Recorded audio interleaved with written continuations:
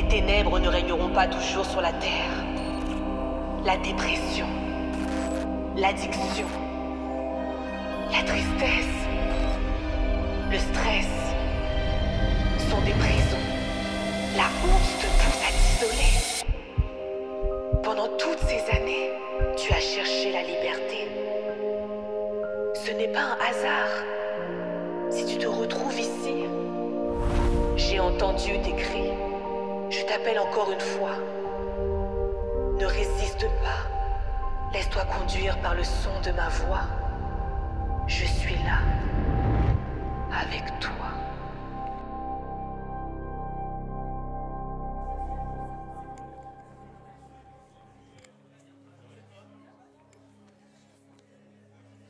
Bonjour Évidence. Bonjour Évidence Home, vous allez bien? Je vous invite à prendre place pour la surprise. Qui aime les surprises? Ah, quelqu'un a dit moi? Qui aime les surprises? Ah, installez-vous pour la surprise. Et pas n'importe laquelle, elle est exceptionnelle. Dites avec moi, exceptionnelle. Oui, oui. Voici la surprise, on y va. Interro surprise sur la série Identité face à l'identification.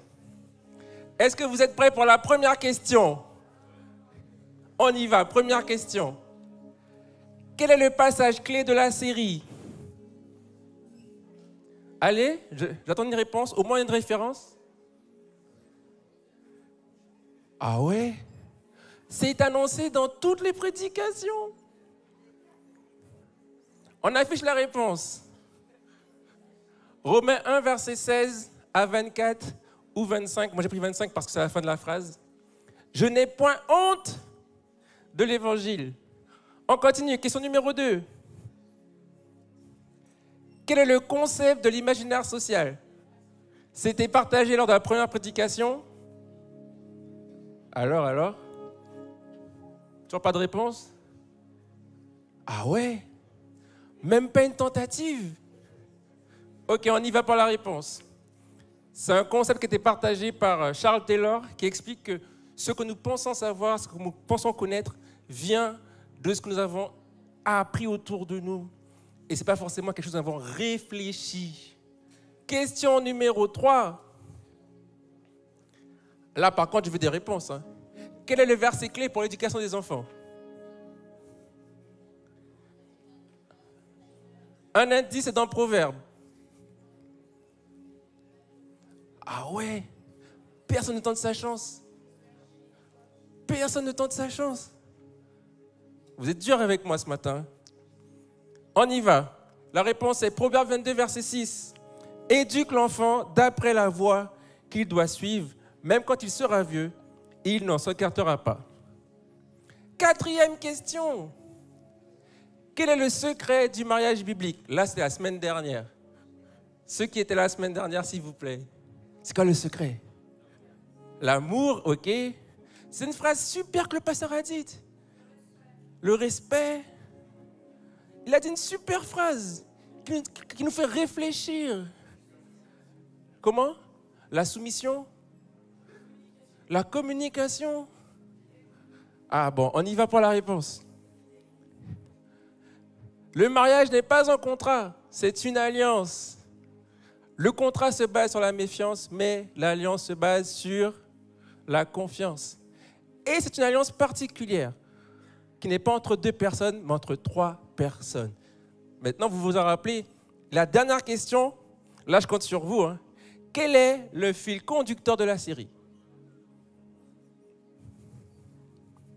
Le gars qui est seul au monde ce matin, il est venu tout seul à toutes les prédications. Personne ne donne sa chance. Identité, identification, non. Le fil conducteur, ok, la réponse c'est l'Église est comme une seule famille, comme une seule armée, comme un seul corps. On doit répondre ensemble.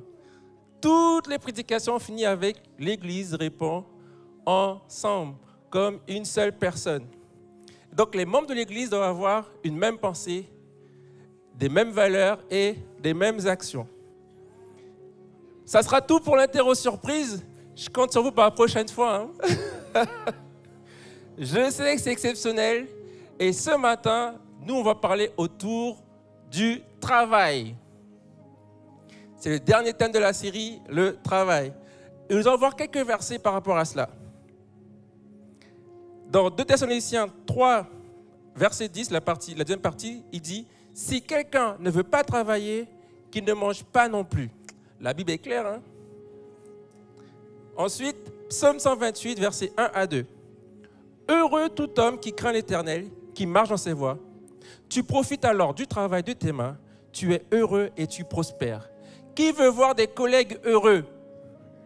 Qui veut voir des collègues qui ont la joie? Des collègues qui prospèrent? Qui veut avoir un environnement de travail où il a du plaisir à aller tous les lundis matins? Il ne se dit pas le dimanche soir, Seigneur, demain il y a travail. Non, le dimanche soir, il est la semaine, Seigneur, demain il y a travail. Parce qu'on va travailler avec des personnes qui connaissent le Seigneur. Et donc, on a une responsabilité. Dites avec moi responsabilité. Qui va être affichée maintenant. Dans Jean 1, versets 12 à 13. À tous ceux qui l'ont reçu, à ceux qui croient en son nom, elle a donné le pouvoir de devenir enfants de Dieu, lesquels sont nés non du sang, ni de la volonté de la chair, ni de la volonté de l'homme, mais de Dieu. Donc nous qui travaillons, nous qui sommes heureux en Jésus, nous qui avons la joie, on a la responsabilité de partager ce que nous avons reçu. Nous avons reçu la bonne nouvelle du salut. Amen. Ah, moi je l'ai reçu en tout cas. Nous avons reçu la bonne nouvelle du salut et nous avons la responsabilité de la partager à nos collègues. Comme ça, on aura un environnement de travail où on sera heureux, on sera joyeux et en plus, on va prospérer. Ah, ça parle à quelqu'un, prospérer. Mais ça passe par partager la bonne nouvelle du salut. Et pour ça, nous allons célébrer ensemble. Je vous invite à vous lever avec moi parce que on a appris beaucoup de choses durant le mois, beaucoup d'informations, on a pris des notes et aujourd'hui encore on va prendre des notes. Mais le plus important, c'est qu'on a une responsabilité. Et Dieu nous donne par son esprit la légitimité et la capacité de partager la joie, de partager le salut, de partager cette bonne nouvelle qui a changé notre vie. Amen.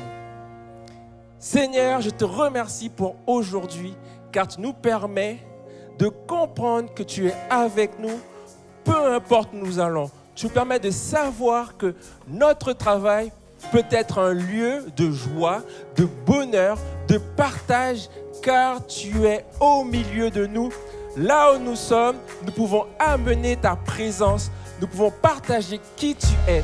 Alors Seigneur, merci de nous utiliser. Merci pour cette responsabilité que tu nous donnes, parce qu'avant nous n'étions rien, mais avec toi, nous avons de la valeur. Avant, on n'avait pas d'avenir, mais avec toi, on a des plans d'espérance et d'éternité.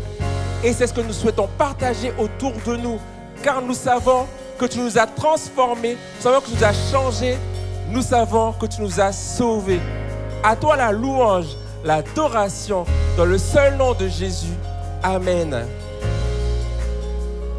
Évidence, est-ce que ça va? Attends, je repose la question. Est-ce que ça va? Est-ce que vous êtes bénis? Est-ce que vous êtes des enfants de Dieu? Est-ce que vous avez reçu l'amour et la grâce? Est-ce que vous avez été sauvés? Est-ce qu'il y a des personnes qui ont été guéries dans ce lieu? Alléluia! Alors ce même Dieu-là, il veut être connu de tous. Et c'est la mission qu'il nous donne, parce qu'il est capable de sauver. Alléluia! Alors c'est ce qu'on va chanter ce matin. Tous ont besoin d'être aimés, d'un amour sans limite. Que Dieu t'équipe de grâce pour que tu puisses donner le pardon, de la bonté d'un sauveur, l'espoir des nations.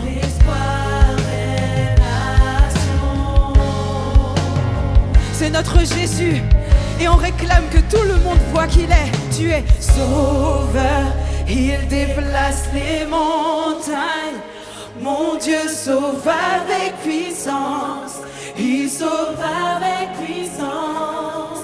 Pour toujours, créateur du salut, Jésus a vaincu la mort, il a vaincu la mort. Hey! On tape des mains, on tape des mains.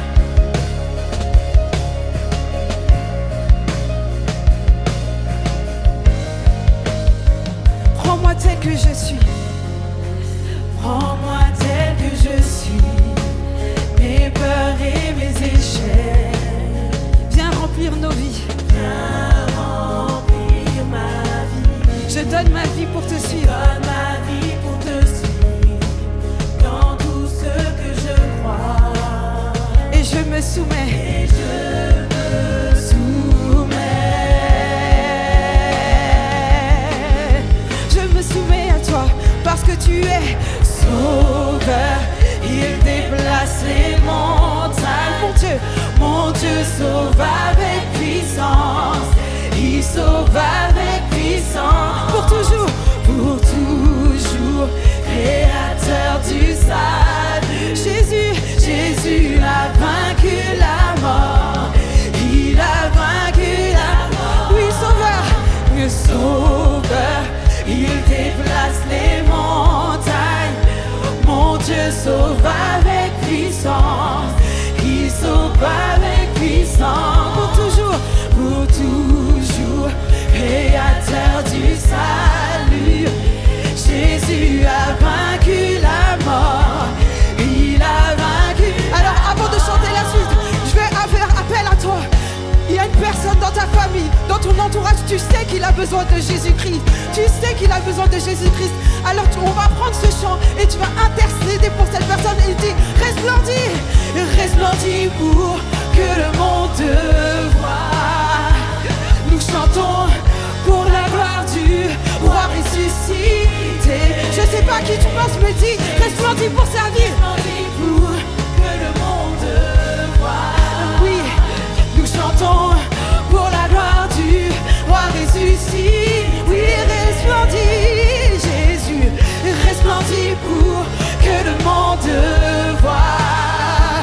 Nous chantons pour la gloire du roi ressuscité.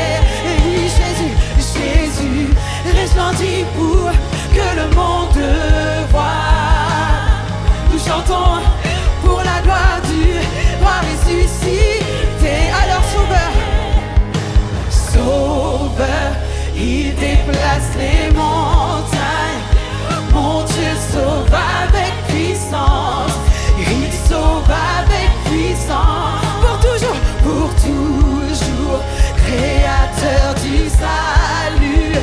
Jésus a vaincu la mort. Il a vaincu. Oui, resplendis, Jésus, resplendis pour que le monde te voie.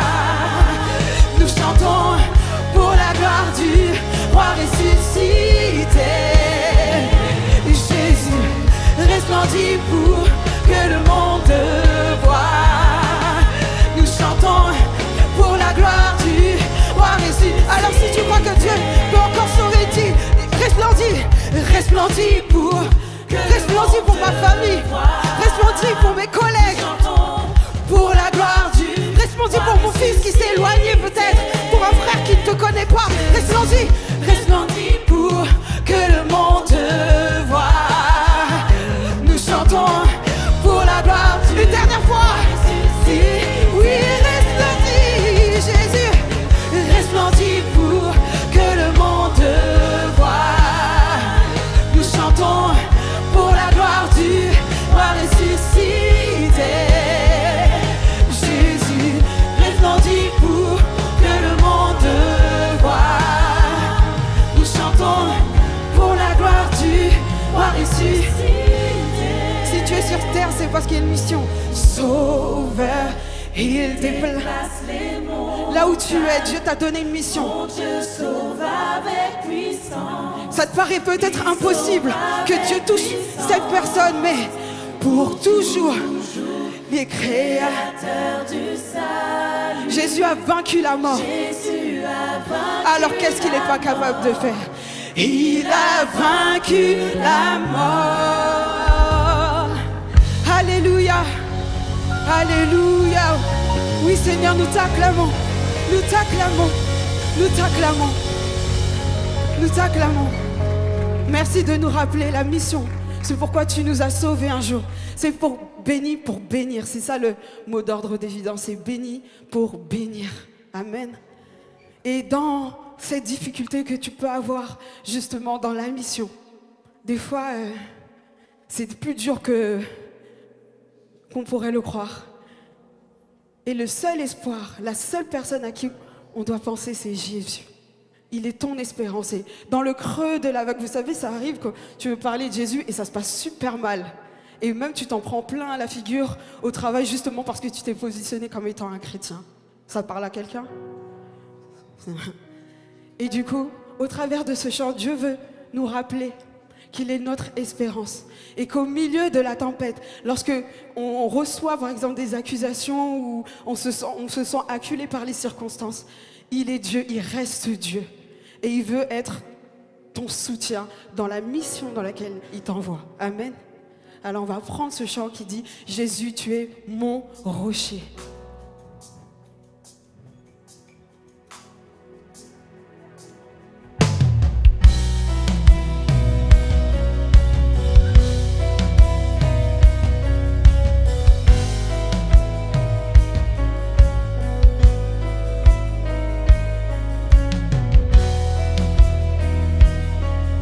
En Christ seul est.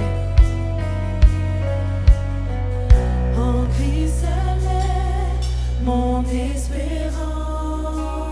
Sa justice est mon assurance. Il est devant Dieu. Un avocat. Dieu mon appui. Et je sais que lorsque c'est toi qui me défends, il n'y a personne d'autre qui le fait comme toi. On va redire en Christ est mon espérance. En Christ. En Christ est mon espérance. Tu me justifies. Ta justice est mon assurance. Il est devant Dieu mon appui. Je n'en veux point d'autre que lui. Tu es Jésus, Jésus-Christ. Nous invoquons ton nom. Mon rocher, ma confiance est dans son amour. Et dans l'orage, tu restes Dieu. Il est Dieu, Seigneur de tout.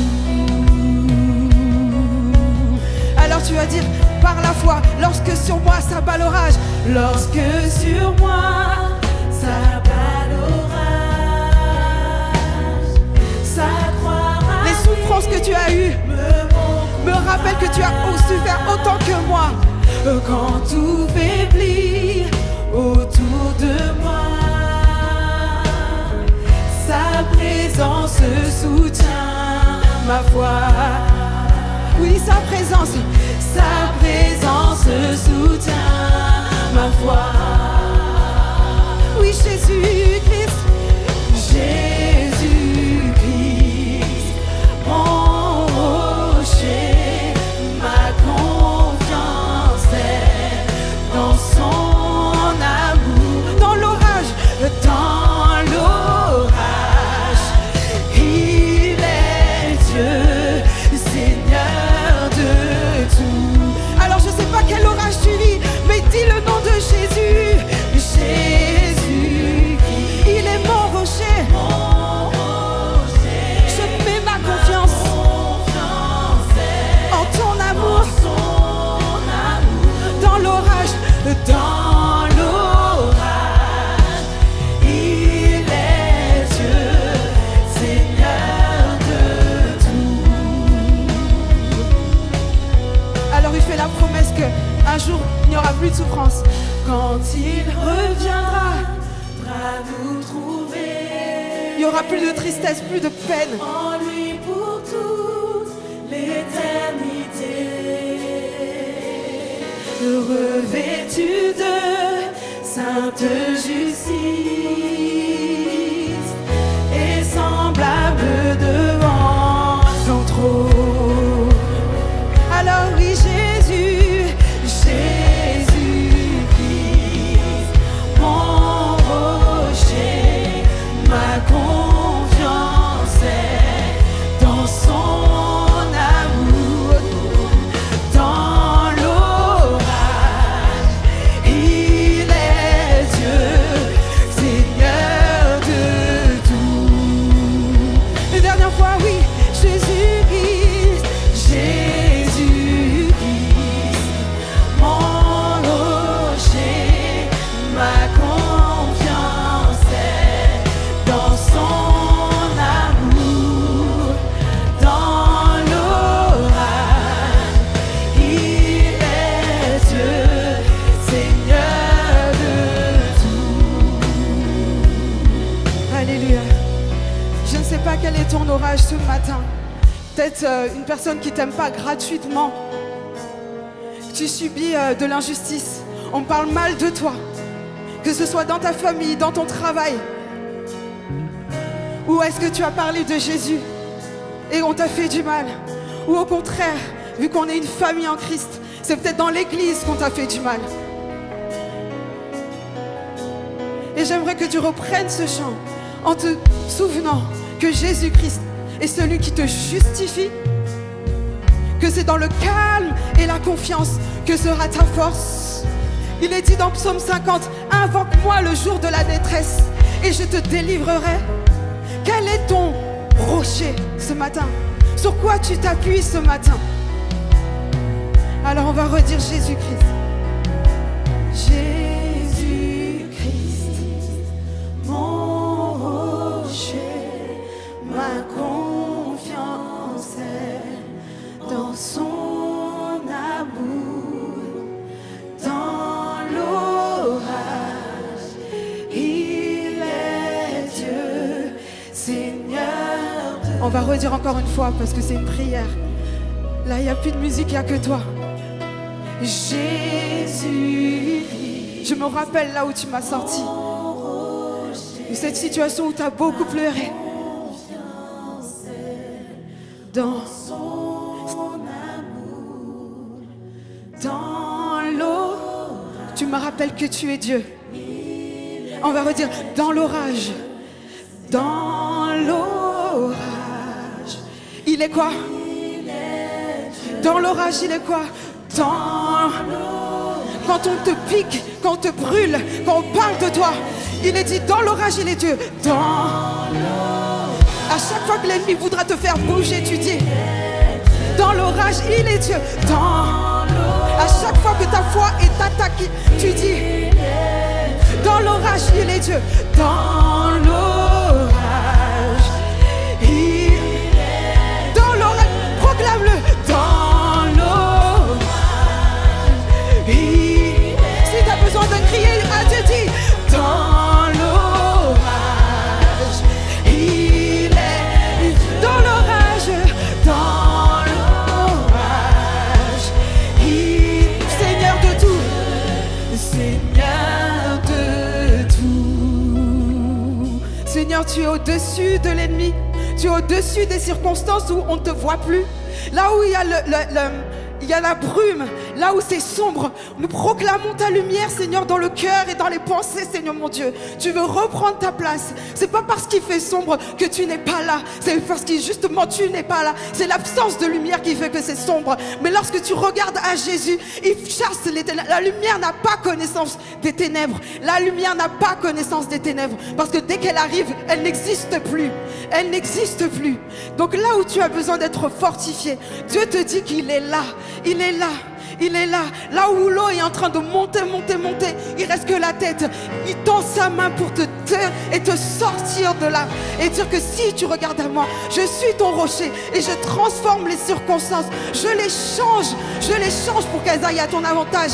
Mais reste auprès de moi. Reste auprès de moi. Dans l'orage, il Dieu dans l'orage. Il est. Si c'est la maladie, dans l'orage. Il est Dieu dans l'orage. Il est Seigneur de tout.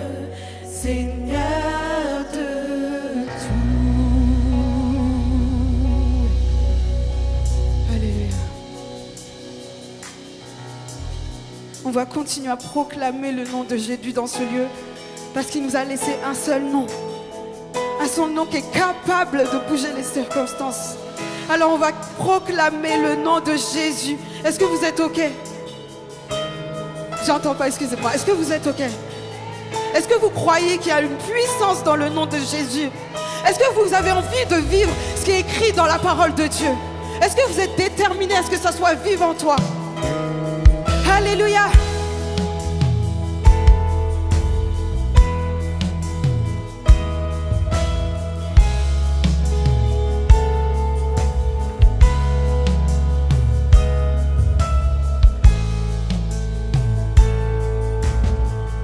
On va dire, je veux déclarer. Je veux déclarer le nom de Jésus. Là où je ne peux rien faire, je sais que toi tu peux faire. Sur chaque cœur et sur chaque pensée. C'est dans ta présence.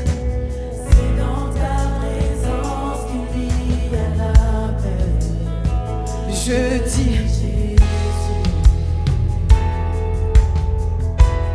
On va dire, je veux déclarer pour que toutes les chaînes. Je veux déclarer le nom de Jésus. Tout ce qui m'empêche de te voir soit brisé. Que toutes les chaînes soient brisées. À chaque âme, ce gros. L'espoir et la liberté. Et je dis Jésus. Parce que ton nom est puissant, ton nom nous guérit, ton nom est vie. Ces murs vont tomber, le feu va brûler et ça va percer. Alléluia, il y a de l'espoir en Jésus-Christ. Alléluia, je veux déclarer.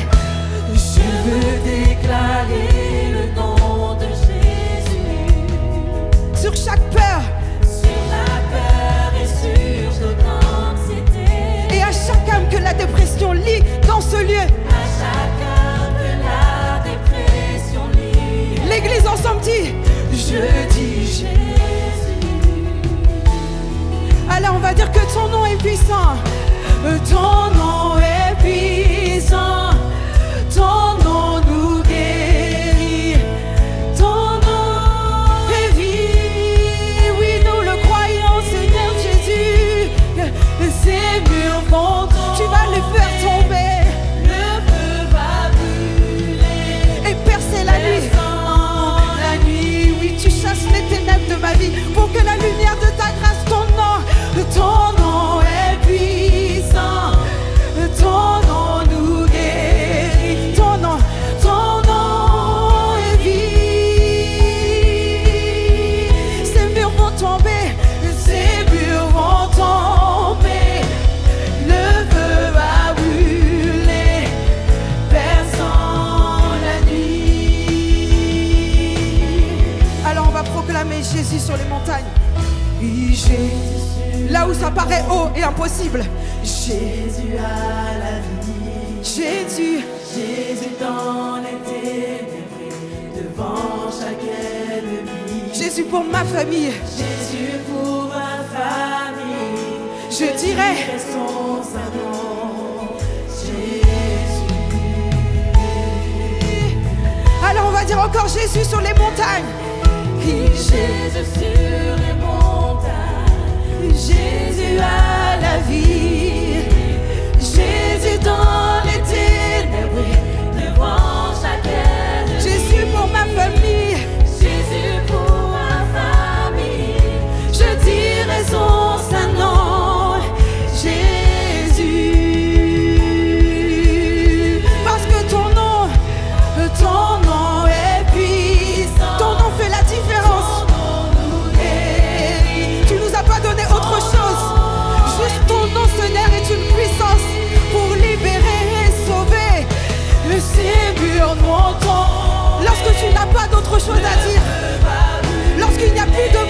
prière.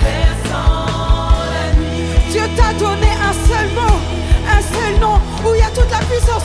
Ton nom est puissant, ton nom nous guérit, ton nom est vie. Ces murs vont tomber, ces murs vont tomber, le feu va brûler, perçant la nuit. Alors on va redire et pense à la situation et dis: ton nom est puissant, ton nom nous guérit, ton...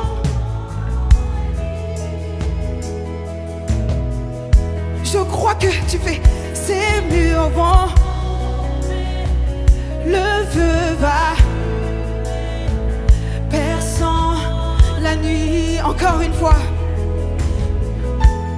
Oui, ton nom est puissant, ton nom nous guérit, ton nom est vie. Ces murs vont tomber, le feu va brûler, perçant la nuit. Oui, Seigneur Jésus, Seigneur Jésus, ton nom est puissant. Et avant même que tu fasses quelque chose, Seigneur, je veux déjà te louer, te remercier. Parce que tu as un plan, une mission pour ma vie, pour ma famille. Et que tu me redonnes l'espoir lorsque ça ne va pas. Et je me rappelle à ma mémoire qui tu es, ce que tu es capable de faire.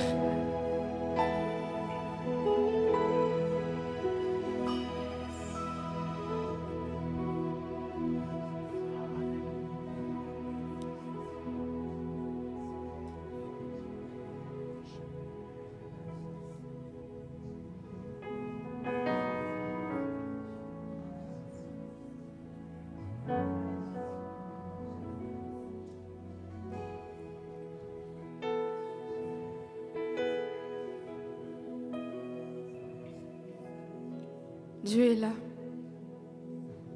Il te voit. Hein. Il voit réellement ce qui se passe dans ton cœur. Et il sait que tu as besoin d'être rassuré. Parce que tu es inquiet. Tu es inquiète.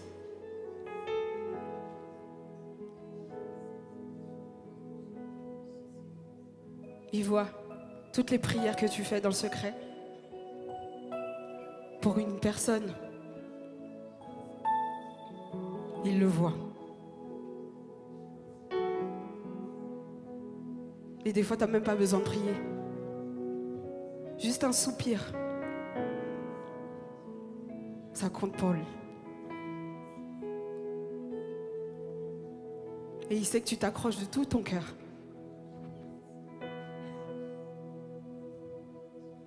Il sait qu'il s'accroche de tout ton cœur.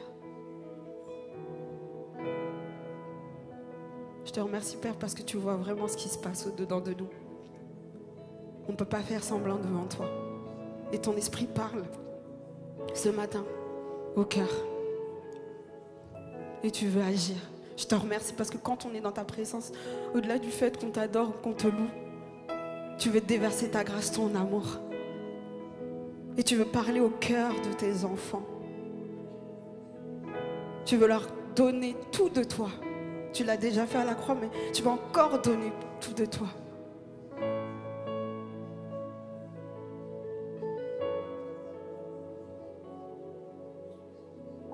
Alléluia. Est-ce qu'il n'est pas digne de louange et d'adoration? Est-ce que c'est pas bon d'avoir un Dieu qui se soucie réellement de nous et de ce qui se passe dans nos vies, dans nos cœurs, et qui veut nous remplir de la plénitude de sa personne dans toutes les circonstances. Il est digne de louange, il est digne d'adoration, il est digne d'être élevé, il est digne d'être magnifié. Et nous allons simplement l'adorer. Est-ce que vous êtes OK ?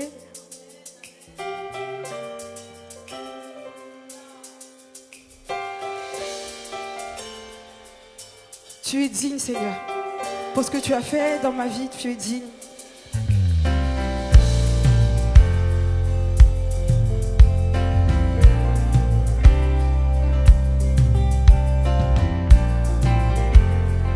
Si je vis, c'est pour toi. Alors on va lui dire que nos alléluia lui appartiennent. Mais alléluia t'appartiennent.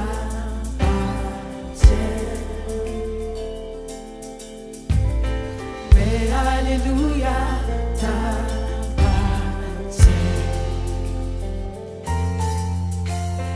Mais alléluia t'appartiennent.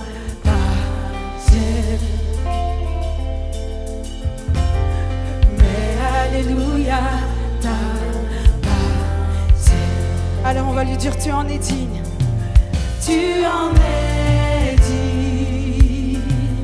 Tu en es digne.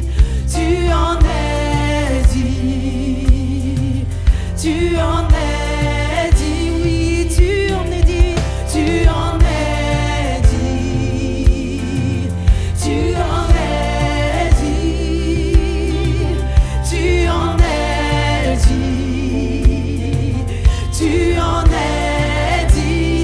la gloire.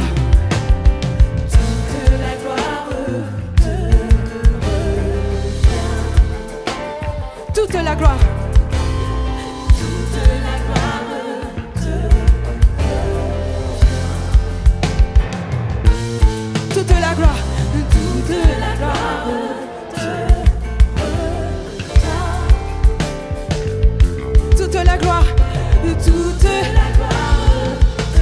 Parce que tu en es digne. Tu en es digne. Tu en es digne. Tu en es digne. Tu en es digne. Tu en es digne. Digne de nos louanges. Tu en es digne. Tu en es digne. Pour tout ce que tu as fait pour moi, tu en es digne. Alors je dis, je crie, Alléluia, Alléluia, Alléluia, Alléluia, pour mon travail, pour mes collègues, pour ma famille. Tu m'as sauvé, tu m'as guéri, tu m'as restauré, tu m'as racheté. Nous voulons te louer, oui, toute la gloire, tout l'honneur, toute la louange. Tu en es digne. Alléluia, tu en es digne. Tu en es digne. Tu en es digne. Tu en es digne. Tu en es digne. Tu en es digne. Tu en es digne. Tu en es digne. Tu en es. Alors on va crier encore une fois. Alléluia. Oui, Alléluia. Alléluia. Alléluia. Alléluia. Toute la gloire. Tout l'honneur. La louange. Encore une fois. Oui, oui, Alléluia. Alléluia. Alléluia. Alléluia. Toute la gloire. Tout l'honneur.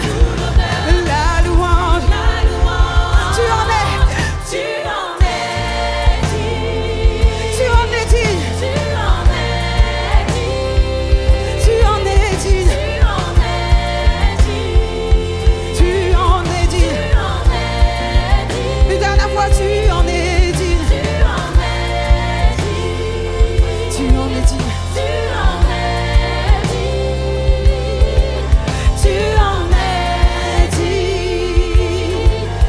Tu en es digne. Mais alléluia. Mais alléluia.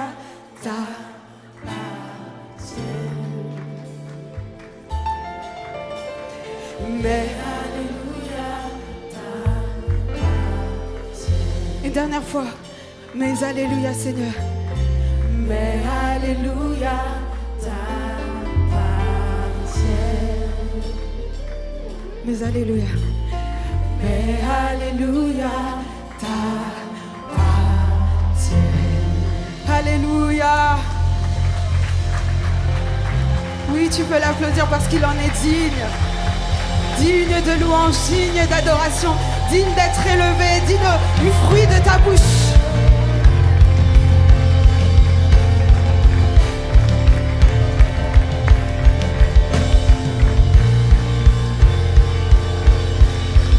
Yes, alléluia.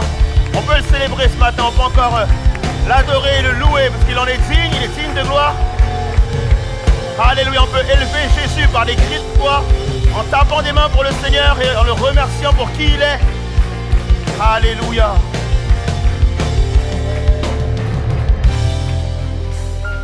Merci Seigneur. Alléluia. Vous savez, c'est bon d'acclamer le Seigneur. Lorsqu'on entend le mot Alléluia, ça doit nous rappeler quelque chose. C'est-à-dire qu'on a été créé pour adorer Dieu.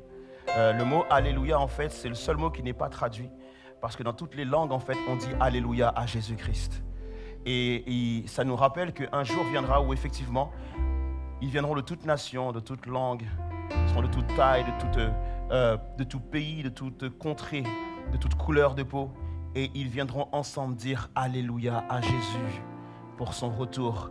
Et c'est bon de le faire dès maintenant. Et je sais que parfois, on est parfois un peu pingre en acclamation. Mais lorsqu'il s'agit d'acclamer Jésus-Christ, les amis, on doit le faire de tout notre cœur. Alors, est-ce qu'on peut, pendant quelques secondes, ovationner Jésus, acclamer Jésus, louer Jésus, proclamer le nom de Jésus. Alléluia. Est-ce qu'on peut célébrer ensemble Jésus-Christ? Alléluia, que ton cœur puisse lui dire qu'il est digne, que tes pensées déclarent qu'il est digne, que ton âme déclare qu'il est digne, que ton corps proclame qu'il est digne, que ta bouche confesse qu'il est digne. Alléluia, il est digne de gloire, il est digne d'être ovationné. Gloire à toi Seigneur Jésus, gloire à toi et gloire à jamais. Alléluia, gloire à ton nom. Le seul nom par lequel nous pouvons être sauvés, c'est le nom de Jésus-Christ. Alléluia. Que ta gloire remplisse ce lieu, Seigneur. Alléluia. Alléluia. Amen, amen. Amen. Vous savez, les amis, lorsque on acclame le Seigneur, ce n'est pas simplement pour se défouler, ce n'est pas simplement parce que c'est une coutume ou une habitude d'église, mais c'est parce que simplement c'est le seul nom qui est digne d'être adoré. Et c'est important de pouvoir nous le rappeler. Est-ce que tout le monde va bien? Amen. Bonjour à tous, en tout cas, bonjour à tous. Est-ce que tu as salué ton voisin en arrivant? Est-ce que tu as dit bonjour à ton voisin? Voilà, tu peux dire bonjour à ton voisin, lui dire comment il va. J'espère que vous allez tous bien. Et ça me fait vraiment plaisir d'être avec vous ce matin pour le dernier message de notre série Identité ou Identification. Comment, en tant que chrétien, je me comporte dans ce monde, comment je vis ma foi, comment je proclame et comment j'interagis avec les autres en fonction de la foi que j'ai. Et on avait pu voir ensemble la relation avec l'Église, on a pu voir ensemble la relation de la parentalité, effectivement, comment je peux agir avec mes enfants si j'en ai, mais comment aussi je peux agir avec mes parents. Et donc, du coup, ce matin, on a pu voir aussi la relation de couple, notamment que Dieu a un plan, il a un projet pour le mariage, et que le mariage n'est pas simplement quelque chose qui a été créé ou inventé par les hommes juste pour leur faire du bien, mais c'était quelque chose qui a été créé par Dieu, bien sûr dans le but de faire du bien, mais pas seulement, surtout dans le but de pouvoir célébrer Dieu dans son union. Et ce matin, on va voir ensemble le monde du travail. Mon identité en Christ dans le monde du travail. OK? Qui aime se lever le matin pour aller travailler? Faut bien lever la main là. Qui aime se lever le matin pour aller travailler? Ouh là là, vous n'êtes vraiment pas en majorité. Qui n'aime pas se lever pour aller travailler? OK? Qui ne travaille pas? Ou pas encore? OK? Super. On on voit qu'il y a une majorité de mains qui se lèvent pour dire « je n'aime pas me lever le matin pour aller travailler, c'est pénible, c'est tôt, ça me prend ma journée, etc. etc. » Et c'est vrai que le monde du travail, ce n'est pas un monde facile.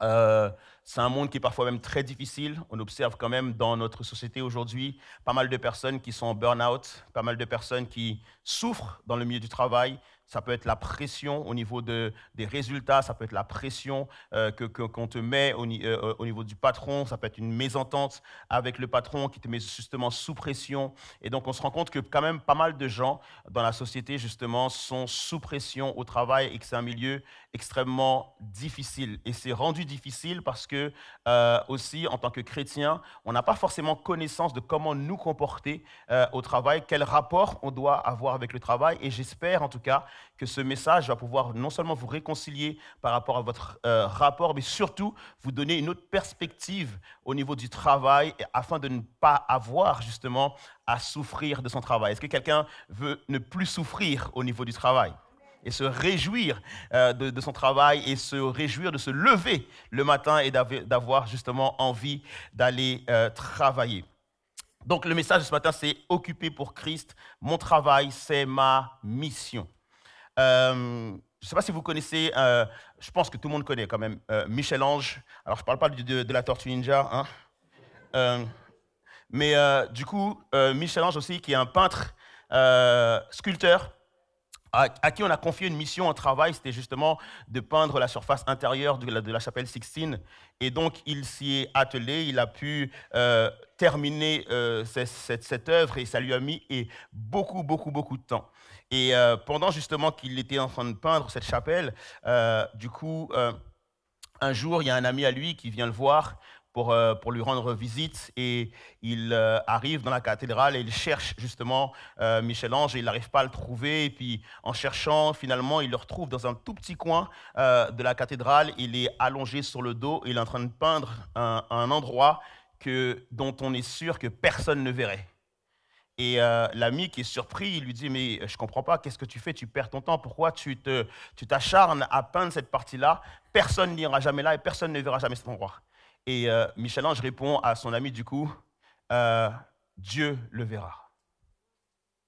Et c'est toute la perspective justement du travail que peu importe ce que tu fais, peu importe où tu es, peu importe ce qu'on fait dans la vie, Dieu nous voit. Ok, dis à ton voisin, Dieu te voit. Dieu te voit et Dieu voit ce que tu fais. Et donc, par rapport à cette thématique, la lecture qu'on a ensemble, c'est Colossiens 3, versets 22-25, qui nous dit « Esclaves, obéissez en tout point à vos maîtres terrestres, et pas seulement quand on vous surveille, comme s'il s'agissait de plaire à des hommes, mais de bon gré dans la crainte du Seigneur, quel que soit votre travail. » Dis « quel que soit ». Ok, amen. Tu penses à ton travail, là, tu te dis... Quel que soit votre travail, faites-le de tout votre cœur, et cela comme pour le Seigneur et non pour des hommes, car vous savez que vous recevrez du Seigneur comme récompense l'héritage qu'il réserve au peuple de Dieu. Le maître que vous servez, c'est Christ. Celui qui agit mal recevra quant à lui le salaire que méritent ses mauvaises actions, car Dieu ne fait pas de favoritisme. Amen. C'est vrai qu'on a un mauvais rapport, en général, justement, avec le travail.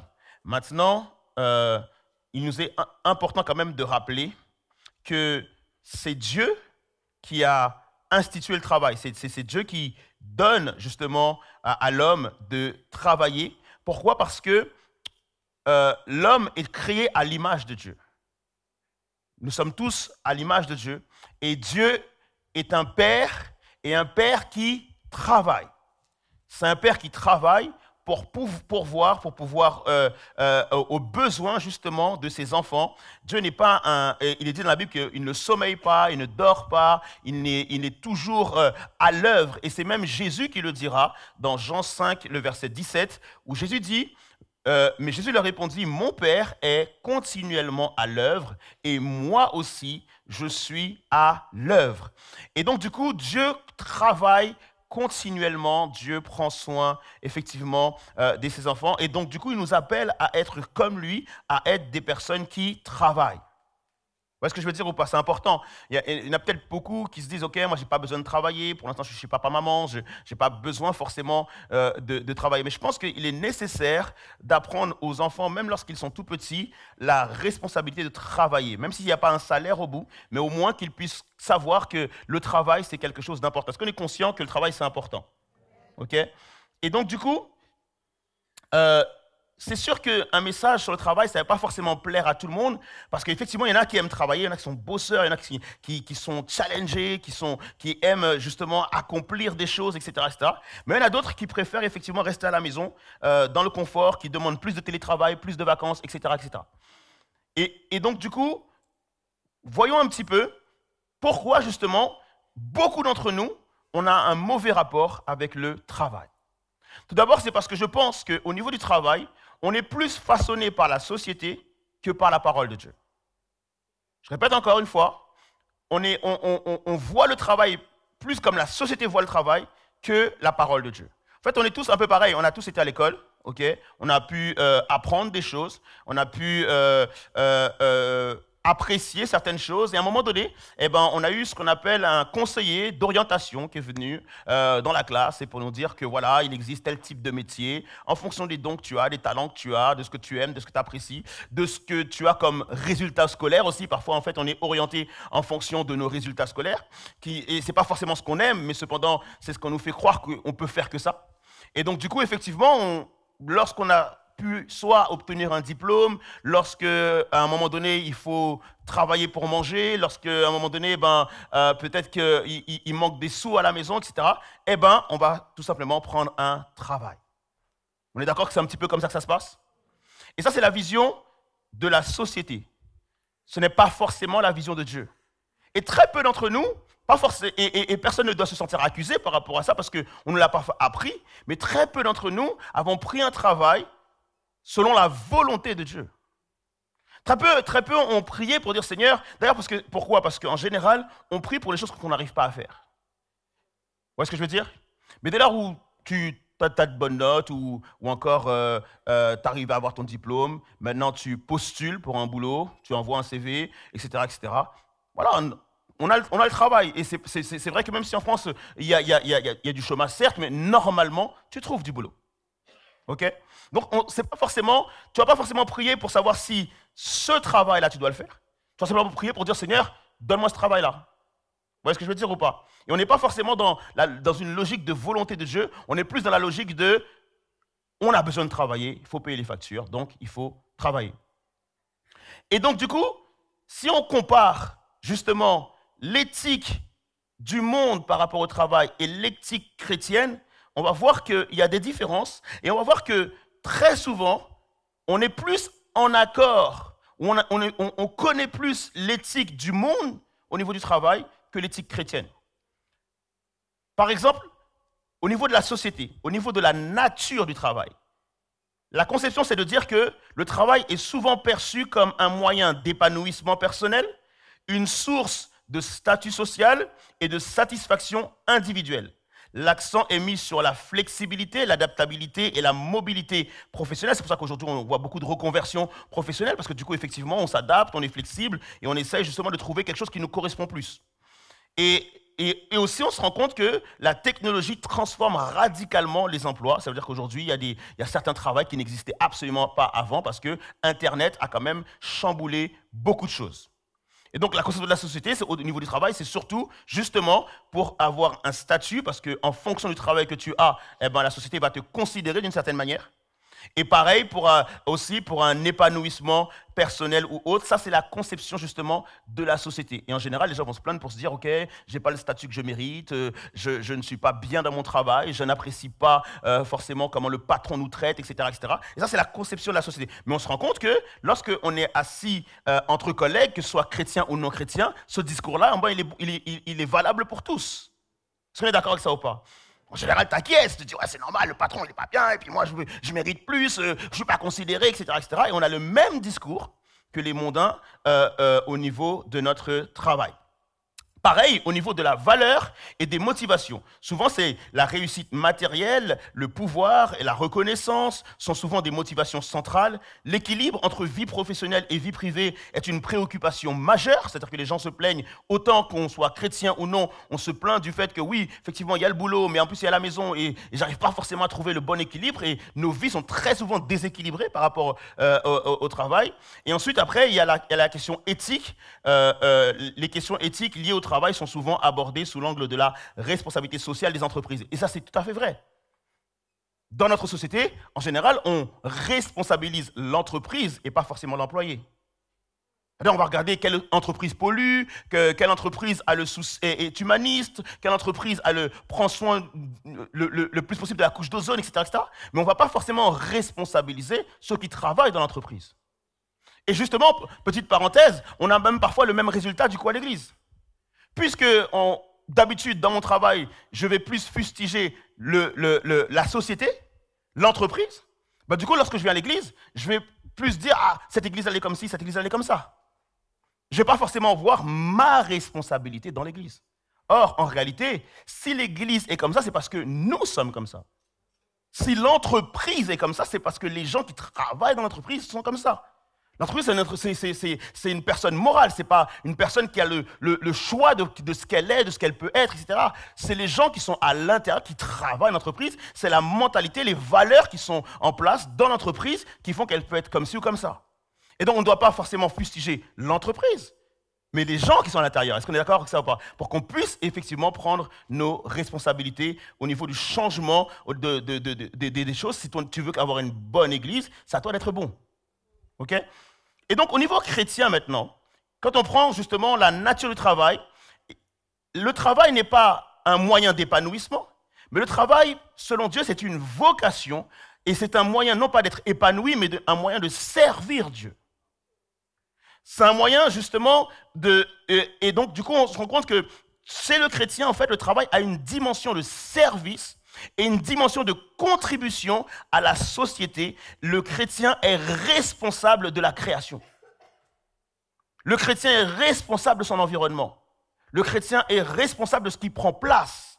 Il ne rejette pas la faute sur les autres. Il ne se dit pas, je ne suis pas épanoui, je m'en vais.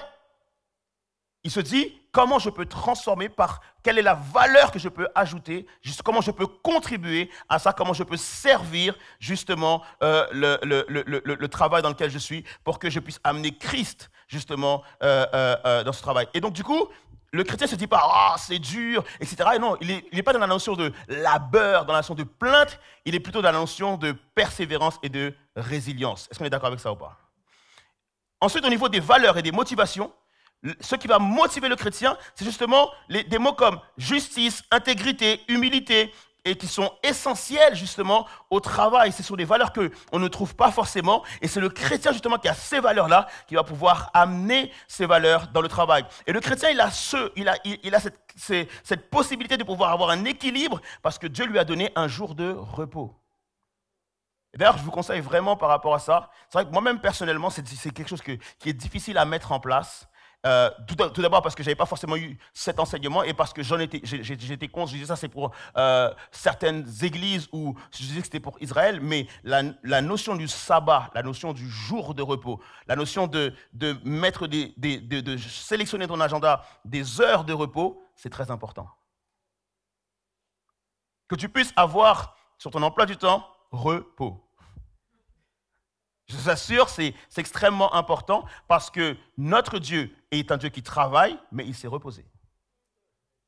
Et il nous invite justement à considérer la notion de repos pour avoir un bon équilibre entre le travail que tu fais et en même temps le repos que tu dois avoir besoin. Et lorsque je dis repos, je ne dis pas que tu dois faire un autre travail à la maison. Parce que souvent, lorsqu'on se dit, OK, on a le samedi et le dimanche, et tout repose sur le samedi et le dimanche. Pas forcément le temps de la semaine, donc les courses, le ménage, et tout repose sur uniquement le samedi et le dimanche. Et c'est important justement de considérer sa vie pour que justement on puisse avoir des temps de repos. Le repos, c'est rien faire. Amen. OK? Et donc, du coup, on se rend compte que justement la société et la vision chrétienne du travail sont deux choses totalement différentes. Et en réalité, la vision de la société du travail amène forcément à l'épuisement. Forcément. Si tu n'as pas la conception de Dieu, la vision divine du travail, tu finiras par être épuisé. Et c'est pour ça qu'on observe aujourd'hui des burn-out, des gens épuisés, des gens fatigués, des gens découragés, des gens qui n'en peuvent plus, qui n'arrivent pas à se lever le matin, qui sont toujours en retard au boulot et qui culpabilisent d'être en retard, qui se disent que le patron a un mauvais, ne les considère pas, etc., etc. Et nous, on veut voir ensemble ce matin comment changer les choses. Amen. Premièrement, la chose que tu dois savoir par rapport au travail. Dieu est l'auteur de ton histoire. Dieu est l'auteur de mon histoire. Je ne travaille pas parce qu'il me faut de l'argent. Je ne travaille pas parce que j'ai mon chèque qui tombe à la fin du mois. Je travaille, en tout cas je dois travailler parce que Dieu est l'auteur de mon histoire. Lorsque Joseph a commencé à travailler, il n'a pas travaillé dans un emploi qu'il avait choisi. Il a commencé à travailler dans un endroit où on l'a envoyé. Le truc, c'est que Joseph n'a pas travaillé en fonction des tâches qu'il avait à faire, mais il a travaillé en fonction du rêve que Dieu lui a donné. Joseph n'a pas eu un emploi de la part de Dieu, il a eu un rêve. Il a eu une vision. Très souvent, nous on se dit, ok, je vais être ingénieur, je vais être avocat, je vais être docteur. Est-ce que c'est ta mission? Est-ce que c'est la vision? Est-ce que c'est l'appel de Dieu sur ta vie? Est-ce que tu as demandé à Dieu concrètement, écoute Seigneur, je voudrais répondre à la mission que tu me donnes. Je voudrais que tu puisses m'envoyer dans la mission, dans l'œuvre que tu as choisie pour moi. Joseph a d'abord eu un rêve, il a d'abord eu une mission. Il est arrivé chez Potiphar, il est arrivé dans son premier boulot, et donc il n'a pas forcément été dans le choix ou dans les diplômes qu'il a pu avoir. C'est simplement en fait qu'il est arrivé là, parce qu'on l'a vendu, et lorsqu'il est arrivé là, il a été le plus excellent dans son travail. Son travail a été reconnu de tous. Et à aucun moment, on te dit que Joseph avait telle ou telle tâche. Ce n'était pas ça le plus important. Le plus important, c'était avec quelle intégrité, avec quelle humilité il accomplissait ses tâches. Et donc, il n'accomplissait pas ses tâches en fonction des tâches pour elles-mêmes, mais en fonction de la vision et du rêve que Dieu lui avait donné.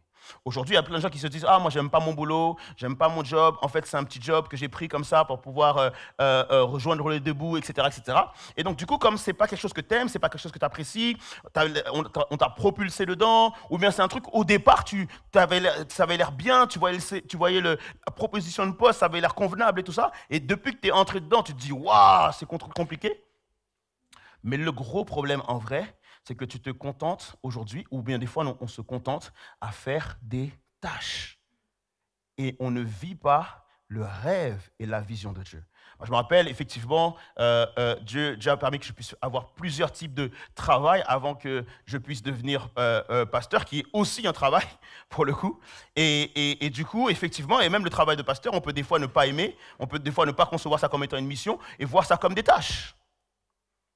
Mais pareil, j'ai pu travailler en comptabilité pendant 8 ans. Ensuite, j'ai travaillé aussi en tant que veilleur de nuit pour payer effectivement mes études. Et à chaque fois, moi, je voyais ça comme étant des tâches. Je devais faire mes tâches. À aucun moment, j'avais conscience d'être dans une mission pour Dieu. À aucun moment, j'avais conscience que Dieu m'avait envoyé là pour une mission qui était pour le servir. Et donc, comme tout le monde, je me réveillais le matin, je n'avais pas envie. Je n'avais pas envie d'y aller, je me sentais fatigué. Et à chaque fois qu'il y avait moyen justement de faire autre chose que travailler, je faisais autre chose. Cependant, Dieu a créé l'être humain pour qu'il puisse travailler avec Dieu. En fait, tu peux travailler sans Dieu, tu peux travailler contre Dieu, tu peux travailler pour Dieu et tu peux travailler avec Dieu. Lorsque tu travailles contre Dieu, c'est lorsque justement, dans les tâches que tu as accomplies ou dans les choses que tu fais, tu es dans des choses qui sont contre la volonté de Dieu. Tu peux travailler aussi sans Dieu, c'est lorsque effectivement Dieu ne t'a pas envoyé là, et toi tu te dis, ok, moi je suis par mes propres forces, etc., c'est mes diplômes qui m'ont envoyé là, et que je travaille, et tu n'as pas forcément besoin de Dieu, et tu travailles sans Dieu, mais tu travailles aussi sans faveur, sans grâce. Tu peux travailler aussi pour Dieu. Et te dire, Seigneur, en fait, toi, ce travail-là, c'est pour toi. Tu vois, dès que j'aurai mon premier chèque, ce sera pour toi, etc., etc. Mais ce n'est pas non plus Dieu qui t'a envoyé là-bas. Mais tu travailles pour Dieu. C'est déjà pas mal. Mais ce n'est pas forcément ce que Dieu veut pour toi. Mais tu peux aussi travailler avec Dieu. Avant que Adam commence à travailler, Dieu lui donne une mission. Et il travaille non pas pour Dieu, mais il travaille avec Dieu. Est-ce qu'on est d'accord avec ça ou pas? Et donc, nous devons comprendre, les amis, qu'il y a une différence entre un job et un travail. Un job, c'est quelque chose que tu vas prendre parce que tu as besoin de payer quelque chose. C'est quelque chose que tu vas prendre parce que sinon, tu ne payes pas ton loyer. C'est quelque chose que tu vas prendre parce que sinon, tu ne payes pas tes vêtements. C'est quelque chose que tu vas prendre parce que tu ne peux pas manger. Donc, tu vas prendre un job. Mais un job, c'est différent d'un travail. Un travail, c'est quelque chose que tu vas concevoir comme étant une mission. En fait, il n'y a pas de grande différence entre les deux. C'est la manière dont tu les conçois. Si tu es en train de travailler pour un chèque à la fin du mois, c'est un job. Mais si tu le fais parce que tu es en mission pour Dieu, alors là, effectivement, c'est un travail. Et donc, du coup, lorsque Dieu crée Adam, il lui donne quoi? Un travail, pas un job. Il lui donne un travail. D'ailleurs, Adam n'a pas de salaire. Adam n'a pas de... Il travaille pas pour un salaire. Il travaille pour plaire à Dieu. Il travaille pour adorer Dieu. Il travaille pour louer Dieu. Il n'a pas de salaire parce qu'il n'a pas besoin de salaire. Donc, on comprend qu'en réalité, travailler pour un salaire, c'est à cause de la chute. Et travailler pour un salaire, c'est s'assujettir à la condamnation. Je ne sais pas si vous voyez ce que je veux dire. Si je travaille juste pour le chèque à la fin du mois, je continue à être sous le joug d'une condamnation. Mais il est dit dans la parole de Dieu qu'il n'y a plus aucune condamnation pour ceux qui sont en Jésus-Christ. Et donc, à partir du moment où je suis en Christ, je ne peux plus travailler uniquement pour un salaire. Je vais devoir commencer à travailler pour glorifier Christ dans mon travail. Est-ce qu'on est d'accord avec ça ou pas? Et ça, c'est un premier élément. Je t'assure que si tu changes de mentalité par rapport à ça et que tu vois ton travail comme étant une mission, ça change tout. Moi, je veux dire, je suis pasteur, ça va faire bientôt 10 ans maintenant. OK? Et je peux faire la différence entre prendre mon travail pour Dieu comme juste faire des tâches ou pour un salaire et le faire comme une mission. En réalité, je suis très honnête et très transparent avec tous. Quand je prends mon travail juste pour un salaire, juste pour les tâches, tout le monde m'ennuie, tout le monde m'embête. Je n'ai pas envie de voir les gens, je n'ai pas envie d'être en entretien, je n'ai pas envie de répondre à des questions, je n'ai pas envie de me lever, je n'ai pas envie de... Et quand je vois un rendez-vous qui s'annule, je dis « Ah, Seigneur !» Bien sûr, c'est vrai. Mais quand tu vis ton travail comme une mission, comme quelque chose que Dieu t'a confié, là, tu as envie de te lever le matin. Là, tu as envie de voir les gens. Là, tu as envie de prier pour les gens. Là, tu as envie d'enseigner. Là, tu as envie d'encourager, etc., etc. C'est la même chose. Ce n'est pas une question de quel travail je fais. Tu peux être pasteur, évangéliste, et ce sera pareil, en fait. Tant que tu ne vis pas ça comme une mission pour Dieu, ce sera fatigant. Ce sera décourageant. Mais lorsque tu comprends que tu es dans une mission pour Dieu, tu te dis, Seigneur, en fait, là, je vais aller au travail, je sais que j'ai un collègue qui est malade, je sais que j'ai un collègue qui a un besoin, je sais qu'il y a un collègue qui est là et qui cherche ta face, je sais qu'il y a un collègue qui a besoin de mon soutien. Je t'assure que pour cette personne-là, tu vas te lever tôt pour aller bénir cette personne. Parce que tu ne vas plus prendre ton travail comme une « Ah, Seigneur, j'ai des factures à rentrer, j'ai des factures à enregistrer. » Non, tu vas te dire « Je serai en face de mon collègue et je pourrai lui apporter Christ et je verrai mon travail non pas comme une tâche, mais comme une mission à accomplir. Est-ce qu'on est d'accord avec ça ou pas? La conception de Dieu dans le travail, et là, accrochez-vous, parce que celle-là, elle fait mal. Okay? L'obéissance envers le patron, c'est la preuve de notre soumission à Dieu. L'obéissance envers le patron, c'est la preuve de ta soumission à Dieu. Le texte est clair. Esclaves, obéissez en tout point à vos maîtres. Alors, ne dites pas que le pasteur Abed vous a traité d'esclave. Okay. esclave en 2025 et esclave à l'époque romaine, de l'Empire romain, ça n'a rien à voir. Okay? Aujourd'hui, oui, effectivement, quand tu parles d'un esclave, tu parles de quelqu'un qui est traité comme un sous-homme, comme quelqu'un qui est traité comme presque animalisé, quelqu'un dont on se sert pour pouvoir faire des tâches, pour pouvoir accomplir des choses. Mais il n'est pas considéré, il n'est pas vu comme un être humain comme tout le monde. Alors qu'à l'époque de Rome, en fait, souvent ceux qui étaient esclaves, très souvent c'était en lien avec leur citoyenneté, parce qu'ils n'étaient pas forcément des citoyens romains, parce que ce n'étaient pas forcément des personnes. Et donc très souvent, en fait, les esclaves faisaient tout type de travail. Secrétaire, comptable, et même des travaux nobles. Et donc du coup, ils étaient juste considérés comme des esclaves. Et donc, du coup, l'idée, c'est que lorsqu'il est question ici de dire esclave, c'est plutôt de dire salarié. Vous voyez ce que je veux dire ou pas? Salarié, obéissez en tout point, non pas à vos maîtres, du coup, mais à vos patrons terrestres. Obéissez en tout point à vos patrons. Et le terme obéir, c'est un terme qui, justement, se décompose en deux mots. Le mot écouter et le mot se soumettre. Obéir, c'est quoi? C'est écouter et se soumettre. Quand je dis j'obéis à Dieu, alors je dois d'abord écouter Dieu. Il y a beaucoup de gens qui se disent « Ouais, j'obéis à Dieu sans écouter Dieu. » Mais l'idée, c'est que si je l'obéis, c'est que j'ai écouté. Et ensuite, j'exécute. Parce que si j'exécute sans écouter, j'ai beaucoup de chances de mal faire. Et l'image, en fait, de l'obéissance, c'est souvent celui qui est serveur au restaurant. Parce que lui, effectivement, il arrive, il dit « Bonjour monsieur, bonjour madame, que puis-je faire pour vous? Ou bien, est-ce que je peux prendre votre commande ?» Et donc, du coup, le client va donner sa commande et il n'a pas intérêt à se tromper. Parce que je vous vois, vous, hein, dès que le serveur se trompe. « Ah, garçon !» Non, en fait, il n'a pas intérêt à se tromper, donc il se doit d'écouter et ensuite, il doit exécuter la demande. Vous voyez ce que je veux dire ou pas? Et donc, c'est important de pouvoir écouter, d'être attentif à ce que la personne veut et pouvoir lui obéir. Et donc, du coup, c'est comme ça que Dieu veut que nous puissions obéir à nos patrons. Je savais que je n'allais pas avoir d'amen. Maintenant, il n'est pas dit envers le bon patron, mais envers le patron. OK? Pourquoi Dieu dit ça? C'est parce qu'en réalité, nous avons tous un patron ultime. Et c'est ce que nous oublions souvent, c'est qu'il existe le patron des patrons. Et ce patron, c'est Jésus-Christ. Et pourquoi c'est important? Soyez attentifs à cela.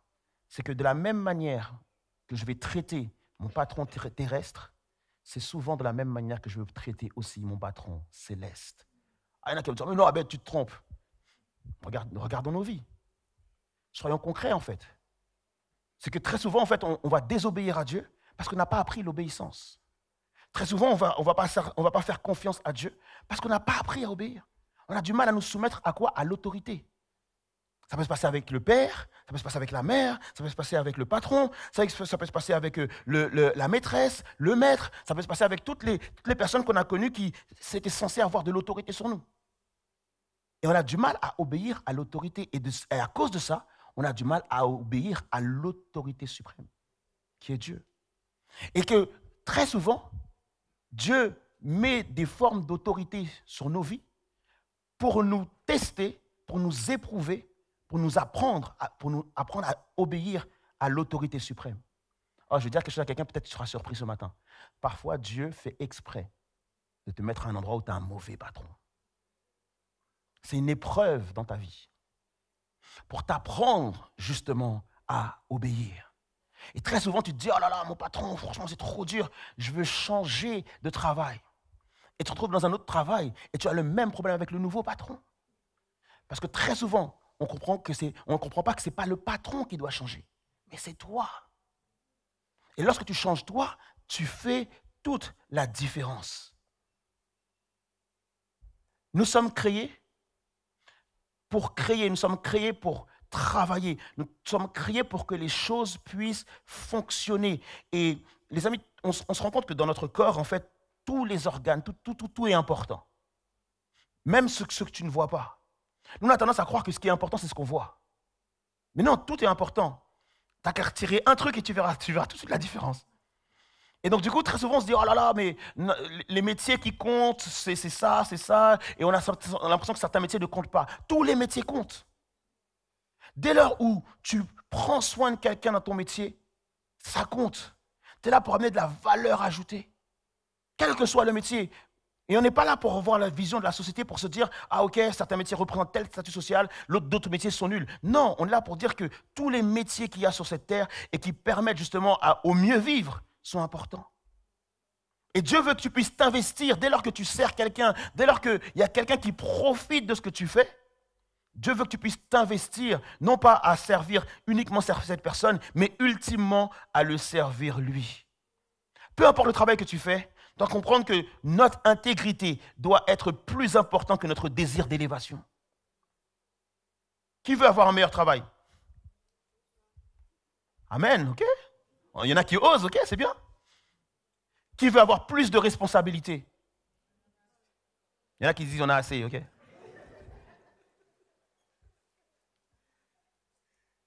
En réalité, ce qu'il nous faut comprendre, c'est que très souvent, le monde nous enseigne que si tu veux monter en grade, il faut que tu piétines la personne qui est à côté de toi. Si tu veux monter en grade, il faut que tu puisses écraser l'autre. Et très souvent, du coup, on n'est pas intègre. On essaie de se faire bien voir. Le verset dit qu'on doit obéir à nos autorités, à nos patrons, pas seulement quand on vous surveille, comme s'il s'agissait de plaire aux hommes, mais de bon gré dans la crainte du Seigneur. Nous devons travailler dans l'intégrité quand on nous voit et quand on ne nous voit pas. L'idée, ce n'est pas simplement de dire hey, « patron, je suis là, etc., tu me vois, je fais bien ci, je fais bien ça, etc. » Et puis dès que le patron a le dos tourné, il n'y a plus personne. Moi, je me rappelle à l'époque, j'étais comptable dans une petite société et le vendredi, la patronne, elle partait. Donc, elle partait vers 13h, elle partait vers 11h, midi. En tout cas, elle ne mangeait pas avec nous, elle partait avant le repas. Et du coup, nous, c'était la fête le vendredi. En général, on arrivait le vendredi en jean. En plus, on allait manger à la crêperie, je me rappellerai toujours, parce qu'à la crêperie, on pouvait prendre du cidre, les pichets là. Et du coup, lorsqu'on retournait au boulot, on était fait. Il y en a qui dormaient, il y en a qui rigolaient, on était tout le temps dans l'open space et tout ça. Bon, si ma patronne regarde la vidéo, je lui demande pardon. Okay. Mais tout ça pour dire qu'il est très difficile d'être intègre lorsqu'on ne nous voit pas. On est d'accord avec ça? Quand le chat n'est pas là, les souris? Voilà. Mais nous, on oublie qu'il y a un chat suprême qui est toujours là. En vrai, Dieu nous voit, les amis. En vrai, Dieu nous voit, Dieu regarde et Dieu veut nous rappeler à quel point c'est important justement d'être intègre. Pas simplement lorsque tu veux une augmentation, tu viens tous les jours à l'heure. Pas simplement lorsque tu veux bien te faire voir par le patron, tu es là, tu es toujours à l'heure. Mais non, Dieu te voit même lorsque tu es tout seul, même lorsque tu es en télétravail, Dieu te voit. Ah, il faut dire amen, les amis. Dieu nous voit. Et Dieu nous demande d'être intègre. Pourquoi? Parce que, en finalité, celui qui va t'augmenter, ce n'est pas ton patron, c'est Dieu. Celui qui va te donner plus de reconnaissance ou quoi que ce soit au niveau de ton emploi, ce n'est pas ton patron, c'est Dieu. Si Dieu veut t'augmenter et que ton patron ne veut pas, tu seras augmenté. Si ton patron veut t'augmenter et que Dieu ne veut pas, tu n'auras pas d'augmentation. Le patron ultime, c'est Dieu. Le patron suprême, c'est Dieu. Tu ne travailles pas pour ton patron, tu travailles pour Dieu. Tu n'es pas en train d'obéir à ton patron pour ton patron, tu le fais pour Dieu. Le patron ultime, c'est Dieu. Quel que soit le travail que tu fais, fais-le avec excellence. Quel que soit le travail, faites-le de tout votre cœur. Dieu nous a confié un travail. Et lorsqu'il dit à Adam, prends soin de la création, il s'attend à ce qu'Adam le fasse de tout son cœur. Et toi, aujourd'hui, eh ben, lorsque tu fais ton travail, fais-le de tout ton cœur. C'est un travail que Dieu t'a confié. C'est un moyen pour toi de faire un service pour Dieu. C'est un moyen pour toi de pouvoir louer Dieu. C'est un moyen pour toi de pouvoir glorifier Dieu. C'est important que tu puisses le faire de tout ton cœur.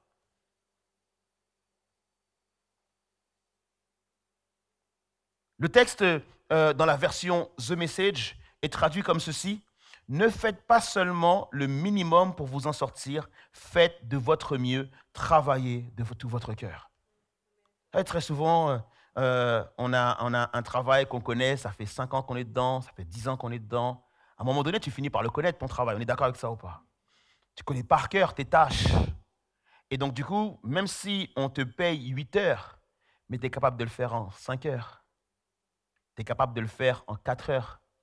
Mais au final, une fois que tu as fini ton boulot, tu fais quoi? TikTok? Insta? Qu'est-ce que tu fais en fait? C'est très peu de gens vont se dire, Seigneur, mais une fois que j'ai fini mon travail, est-ce qu'il n'y a pas une mission à faire? Est-ce qu'il n'y a pas quelqu'un à qui parler? Est-ce qu'il n'y a pas quelqu'un que je pourrais voir? Est-ce que tu ne m'as pas réservé une personne là qui a besoin d'entendre ce que je lui ai à lui dire? Est-ce qu'il n'y a pas un don spirituel à donner à quelqu'un? Est-ce qu'il n'y a pas prié pour une personne? Je ne sais pas combien de temps tu passes dans ton boulot, mais normalement, tu passes plus de temps avec tes collègues qu'avec ta famille. Tu passes plus de temps avec tes collègues qu'avec ton conjoint. Tu passes plus de temps avec tes collègues qu'avec tes enfants. Tu passes plus de temps. C'est les personnes avec lesquelles tu le vois le plus. Il y en a qui me regardent en mode saoulé. Ouais, je sais, Abel, je les vois trop, mes collègues. Non, mais c'est vrai, c'est les gens avec qui tu passes le plus de temps. Et donc, du coup, c'est ta mission. C'est notre mission. Nos collègues sont notre mission. Tu n'es pas dans ce travail-là uniquement pour les tâches qu'il y a à accomplir. Tu es dans ce travail-là pour toutes les personnes qui sont là. Tu dois être un rayon de soleil dans ton travail. Tu dois être la lumière dans ton travail. Tous ceux qui se disent « Ah, moi, j'ai pas besoin de travailler, j'ai pas besoin de sous », ce n'est pas pour les sous que tu travailles. Tu travailles pour la mission que Dieu t'a confiée. Il y en a plein ici qui sont là et disent « Ouais, moi, j'ai pas besoin de travailler, j'attends que Dieu me donne le travail. » Ou bien je veux travailler pour le ministère, ou je veux travailler pour l'église, je veux travailler pour être un leader de louange. Non, très souvent, en fait, c'est dans le travail dans lequel tu es et que tu seras excellent dedans que Dieu va te donner un nouveau poste, ou que Dieu va donner le travail que tu attends. Joseph n'a pas commencé comme étant le leader que Dieu avait annoncé. Il a commencé simplement à travailler chez Potiphar. Et même Joseph a travaillé dans la prison. T'imagines le poste? Dans la prison, il avait un job, celui d'interpréter les songes. Pour la prison, il avait un talent particulier. Pour la prison, il avait un don particulier. Et toi, il y a un don que tu n'utilises pas aujourd'hui parce que tu n'es pas au bon endroit pour l'utiliser, parce que tu fuis cet endroit-là. Mais peut-être que le travail que le Seigneur va te confier, il y aura un don particulier qui va te donner dedans pour pouvoir le servir et être un témoin de Jésus-Christ là où tu es. Je vais terminer avec ça du coup. Mon travail est mon service. Mon travail, c'est ma mission. Et je dirais même plus par rapport à l'Église, notre travail, c'est notre service. Notre travail, c'est notre mission. Très souvent, c'est difficile à l'Église de trouver des serviteurs. C'est difficile d'avoir des personnes intègres, des personnes qui veulent servir Dieu avec zèle. Pourquoi? Parce qu'on a tendance à considérer uniquement la vision de la société du travail. Ah, le travail, c'est pénible. Ah, si je pouvais rester chez moi. Ah, si je pouvais être tout le temps en vacances. Ah, on n'a pas assez de jours. Ah, le patron est mauvais. Ah, les collègues sont embêtants, etc., etc. Et j'ai pas envie d'y aller. Et je suis fatigué. Et je suis découragé. Et en plus, on m'appelle même dans mes temps de repos, etc., etc. On m'envoie des messages. Et je suis pas d'accord. Et mon patron m'exploite, etc., etc. Et c'est toujours la même vision du monde qu'on a du travail. Et quand on vient à l'église, ah, c'est le pasteur maintenant qui m'exploite. On a toujours le sentiment d'être exploité dès lors qu'on nous parle de travailler. Alors que la vision de Dieu pour nous, c'est qu'effectivement, nous devons travailler. Dans la vision de Dieu, ne pas travailler, c'est mourir. Ne pas travailler, c'est ne rien attendre. Dès lors que tu ne travailles pas, tu ne peux pas récolter. Le travail, c'est ce qui te permet d'avoir une récolte. Et ce que Dieu dit, c'est que lorsque justement tu travailles, non pas pour le patron, non pas pour le travail, non pas pour toi, mais tu travailles vraiment avec Dieu, tu as une double récompense. La récompense que tu as, c'est normal, c'est un salaire à la fin du mois. Tout travail mérite salaire. Donc tu as un travail, tu as un salaire à la fin du mois. Mais lorsque tu travailles pour Dieu, en plus, tu as un héritage à la fin du mois. Tu n'as pas que le salaire. Et il y en a beaucoup qui travaillent uniquement pour le salaire et qui s'attendent à avoir l'héritage aussi. Non, si tu veux avoir l'héritage, tu dois travailler aussi pour le Seigneur dans ton travail. Quand je parle d'héritage, bien sûr, le salut est un héritage, certainement. C'est tout à fait vrai. Mais je ne parle pas de l'héritage uniquement dans le ciel. Je parle de l'héritage sur la terre. D'avoir des jours heureux, d'avoir des jours où tu es satisfait. L'héritage de Dieu, c'est que chaque jour où il a travaillé, il a été satisfait de son travail. C'est ça l'héritage. De ne plus avoir à se plaindre, de ne plus avoir à se dire « Ah, le travail, c'est compliqué », mais d'être épanoui dans son travail, d'être content de son travail. Soyons honnêtes, si demain, chaque jour de ton travail, tu as une vie changée et une vie transformée, tu n'auras pas envie d'aller bosser. Soyons honnêtes. Si demain dans ton travail, tu vois la main de Dieu, tu n'auras pas envie d'aller travailler. Michel-Ange, à un moment donné, il priait et dit « Seigneur, fais-moi voir ta gloire. » Est-ce que tu n'as pas envie de dire ça ce matin? Seigneur, dans mon travail, fais-moi voir ta gloire. Arrêtons d'être des chrétiens qui allons voir la gloire de Dieu uniquement à l'église. Tu es à l'église une fois par semaine. Tu es au travail 5 jours par semaine. Prie plutôt pour voir la gloire de Dieu dans ton travail. Pour voir la gloire de Dieu quotidiennement. Prie plutôt pour que le Seigneur t'utilise dans le travail que tu as. Si tu es étudiant ce matin, ton travail, c'est tes études. Il y en a qui se disent, ah, je ne travaille pas. Non, si tu es étudiant, tu travailles, mon ami. On a tous un travail. On a tous une œuvre, quelque chose qu'on est en train de faire. Et c'est dans ton œuvre, dans ce que tu es en train de faire, que tu vas servir le Seigneur. Et quand tu verras ton travail comme étant une mission de Dieu pour toi, pour ta vie, je t'assure que tu ne seras pas fatigué de le faire. Tu ne seras pas découragé de le faire. Et lorsque tu iras en vacances pour te dire, j'ai travaillé, maintenant je vais me reposer, tu vas trouver le vrai repos. Le vrai repos, ce n'est pas dormir. C'est dormir en étant satisfait de ce que j'ai fait. Si je ne suis pas satisfait, je ne trouverai pas le sommeil. Si je ne suis pas satisfait, je serai tourmenté. Si je ne suis pas satisfait, je serai en train de me lamenter ou bien je suis en train de culpabiliser. Mais si je suis satisfait, je trouverai le vrai repos. J'ai à cœur de terminer par la prière. Parce que je sens que c'est tendu au niveau du travail. Je sens que le diable a volé notre temps par rapport à notre travail. Je sens qu'on a tellement été mal enseigné par rapport au travail ou pas enseigné du tout. La Bible dit que le peuple de Dieu périt par manque de connaissances. Et très souvent, on a abordé le travail juste comme la société l'aborde, juste comme le monde l'aborde, juste comme les collègues l'abordent. Mais est-ce que ce matin, tu veux vivre le travail comme Dieu conçoit le travail? Et j'aurais vraiment prié pour des personnes ce matin qui peut-être se sentent vraiment fatiguées. Et je sens qu'il y a des personnes qui se disent, mais Abed, merci pour le message, mais moi, mon ami, demain, je vais travailler, j'ai vraiment pas envie. Moi, je veux juste démissionner. Je veux juste trouver un autre boulot. Est-ce que c'est Dieu qui t'a dit de démissionner? Non. Simplement, tu en as marre. Simplement, tu n'en peux plus. Peut-être qu'il y a des personnes ici qui n'ont pas encore travaillé ou qui n'ont pas de travail. Parce qu'ils pensent qu'ils n'en ont pas besoin. Je t'assure que tu es en train de passer à côté d'une mission de Dieu pour toi. Et que tu as besoin de travailler, non pas selon la conception du monde du travail, mais selon la conception de Dieu. Et pendant qu'on se lève ensemble, alléluia.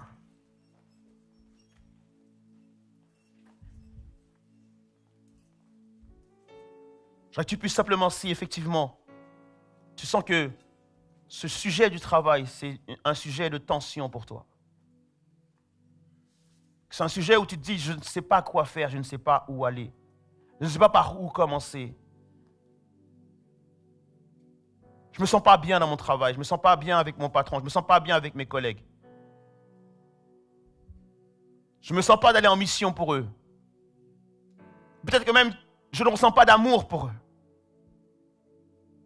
Bien au contraire, c'est plutôt un sentiment de haine. Pendant que tu parles, Abed, je suis en train de penser à un collègue qui m'a dit un truc, je n'ai toujours pas oublié, je n'ai toujours pas digéré. Pendant que tu parles, j'ai entendu mon patron me dire quelque chose, je n'ai toujours pas digéré, je n'ai toujours pas J'ai encore mal par rapport à ça. Peut-être que c'est un collègue de travail que tu as du mal à pardonner. Mais ce matin, Dieu parle à ton cœur pour te dire que tu es en mission dans ton travail. De la même façon que j'ai pu donner des capacités à Joseph, dans chaque saison de travail dans laquelle il était, je vais te donner des capacités. Je vais te donner la résilience. Je vais te donner spirituellement ce dont tu as besoin pour être excellent dans ton travail. Je vais te donner ce dont tu as besoin pour que tu sois une référence dans ton travail. Je vais te donner ce dont tu as besoin pour qu'on vienne te chercher. Je vais te rendre important dans ton travail parce que tu l'as compris comme étant une mission. Toi qui vis le découragement, toi qui peut-être as subi un burn-out, peut-être pour toi ça a été vraiment difficile. Je voudrais qu'on puisse prier ce matin par rapport à ça. Pour que tu puisses justement déclarer Jésus dans ton travail. Pour que tu puisses vivre Jésus dans ton travail. Pour que tu puisses vivre la gloire de Dieu dans le travail que Dieu t'a donné. Et j'aimerais dire à quelqu'un ce matin, peut-être que tu es retraité. Et tu te dis, ce message n'est pas pour moi parce que je n'ai plus de travail. Non, tu n'as plus de job, mais tu as toujours un travail. Tu peux encore servir Dieu alors que tu es retraité. Il y a encore des choses à faire pour le Seigneur. Alors si tu es là ce matin, tu te dis, j'ai à cœur qu'on puisse prier pour moi par rapport à ça. On n'aura pas le temps de faire un appel ou faire passer devant. Mais le Seigneur te voit là où tu es à ta place. Tu peux juste lever la main et te dire, Seigneur, oui. Oui, je me sens concerné, Seigneur Dieu. Oui, je sens cette tension qu'il peut y avoir dans le travail. Ah oui, je n'avais pas compris les choses comme ça. Et alors que tu lèves la main, je prie maintenant. Alléluia. Seigneur, tu as fait de nous des personnes à ton image, à ta ressemblance. Le péché a tout changé. Le péché a tout chamboulé. Et à cause du péché, Seigneur Dieu, on n'entend plus ta vérité, mais le mensonge que Satan a dit à l'humanité, qui le reconnaît lui comme étant le maître. Mais Seigneur, ce matin, nous voulons te reconnaître, toi, Jésus, comme étant le maître. Beaucoup de personnes, Seigneur Dieu, souffrent parce qu'en finalité, Seigneur Dieu, ils travaillent pour le diable. Le diable est méchant. Le diable est mauvais. Et malheureusement, Seigneur Dieu, beaucoup de tes enfants qui n'ont pas compris ce qu'est la dimension du travail, Seigneur Jésus. On vit encore sous le joug de la servitude. On vit encore, Seigneur Dieu, comme emprisonné dans les mensonges du diable, Seigneur. Mais toi qui veux que la vérité soit au fond du cœur, je te prie ce matin de faire pénétrer ta sagesse au-dedans de chacun d'entre nous, Seigneur Jésus. Que nous puissions, Seigneur Dieu, voir par ton intelligence. Parce que tu dis qu'il n'y a plus de condamnation sur nous et que la vérité nous rendra libres, Seigneur Jésus. Seigneur, tu nous as créés pour que nous puissions créer avec toi. Pour que nous puissions amener de la valeur ajoutée avec toi. Pour que nous puissions amener des compétences avec toi, Seigneur Dieu. Tu nous as créés, Seigneur Jésus, pour changer notre environnement. Tu nous as créés pour changer les gens les uns après les autres, Seigneur Dieu. Pas pour que nous puissions les voir comme des ennemis, mais pour que nous puissions les aimer, Seigneur Dieu. Tu nous as recréés avec une autre mentalité, Père. Donne-nous de voir comme toi tu vois, Seigneur Dieu. Qu'on n'aille plus au boulot en étant abattu. Qu'on n'aille plus au boulot en se disant, Seigneur, comment ça va se passer encore aujourd'hui? Quel collègue va venir me prendre la tête? Qui va venir m'embêter? Quel mail je vais recevoir qui va venir perturber ma journée? Mais bien au contraire, de partir au boulot en se disant, Seigneur, à quelle personne je vais changer sa vie ce matin? Quelle personne à qui je vais parler? Pour qui je vais prier? Pour qui, Seigneur Dieu, je vais parler de toi, Seigneur Dieu. Donne-nous de partir en mission, Seigneur. De ne pas simplement, Seigneur Dieu, aller travailler pour remplir des heures, pour remplir des cases, ni aller travailler pour pouvoir avoir un chèque à la fin du mois, mais véritablement pour pouvoir, Seigneur Dieu, accomplir ta mission, Seigneur Dieu. Change-nous, change nos cœurs, Père éternel. Je sais que beaucoup ici, Seigneur Dieu, souffrent dans leur boulot. Beaucoup ici, Seigneur Dieu, ont du mal parce qu'au niveau social, dans un travail, c'est extrêmement difficile. Beaucoup de critiques, beaucoup de mépris, manque de considération. Parfois des collègues méchants, parfois des personnes qui veulent prendre ta place, parfois des personnes qui veulent te mépriser, te critiquer, te piétiner. Et parfois c'est extrêmement difficile de sortir la tête de l'eau, Père.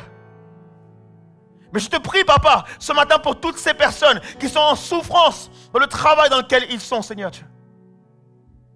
Que ta lumière brille sur eux, Seigneur. Que ta lumière brille, Seigneur Jésus, sur eux. C'est toi qui rends nos pieds semblables à des pieds de biche et qui nous fait marcher sur des lieux élevés, Père éternel. C'est toi qui es capable de les affermir. C'est toi qui es capable de les rendre résilients. C'est toi qui es capable de leur donner des dons spirituels, des talents, Seigneur Dieu, que d'autres ne soupçonnent même pas, Seigneur Jésus. Pour qu'ils puissent surprendre, pour qu'ils puissent, Seigneur Dieu, être sel de la terre, lumière du monde, pour qu'ils puissent apporter quelque chose que ce monde n'a pas, Seigneur Jésus.